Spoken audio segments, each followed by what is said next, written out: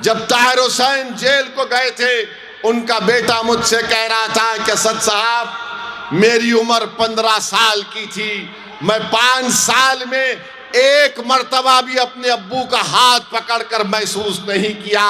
آج 5 سال کے بعد میرے ابو سپریم کورٹ کے آرڈر پر آئے ہیں، تو میں نے پوچھا کیا کیا تم نے پہلی مرتبہ؟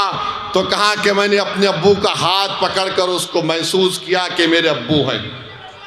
یہ حال کر کے رکھ دیا گیا ہے، اور تم بولتے کہ مجلس فرقہ پرستی کرتی ہے۔ ارے کیجریوال، تمہاری زبان پر شفا کا نام کیوں نہیں آتا؟ تمہاری زبان پر طاہر حسین کا نام کیوں نہیں آتا؟ تمہاری زبان پر سیفی کا نام کیوں نہیں آتا؟ ارے کیا ظلم کیا تھا انہوں نے؟ تمہاری طرح شراب کا کاروبار یا پالیسی کا اعلان تو نہیں کیا تھا انہوں نے۔ ایک ظالم حکومت کے کالے قانون کے خلاف احتجاج ہوا تھا۔ وہ احتجاج بھارت کی تاریخ کا ایک تاریخی سنہرا احتجاج تھا۔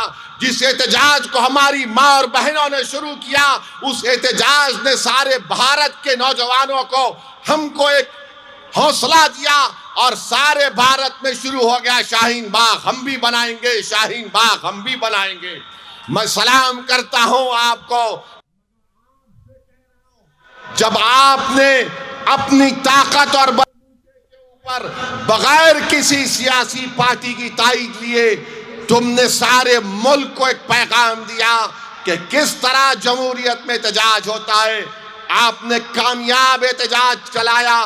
آج وہی احتجاج کی ضرورت ہے۔ جیل کا جواب ووٹ سے ہوگا، ظلم کا جواب ووٹ سے ہوگا، اور مظلوم کا ساتھ دینا ہے، ظالم کا ساتھ دینا نہیں ہے۔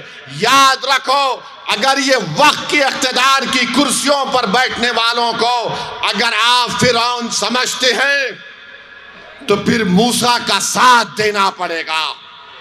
اگر فرعون کو فرعون سمجھتے ہیں تو موسیٰ کا ساتھ دینا پڑے گا۔ صرف یہ نہیں کہہ سکتے کہ نہیں یہ لوگ ظالم ہیں۔ ارے اگر ظالم ہیں تو ظالم کو کون ہرا سکتا ہے؟ اس کا ساتھ دو۔ ظالم کو ووٹ دینے سے ظالم اور مظلوم مضبوط ہوگا۔ اگر ان یزیدیوں کو ہرانا ہے تو آپ کو حسینی لشکر کے پرچم کو لہرانا پڑے گا۔ اگر آپ انصاف چاہتے ہیں، مان سمان چاہتے ہیں، تو میری آپ سے درمندانہ اپیل ہے کہ آپ شفا کے حق میں 5 تاریخ کو اپنا ووٹ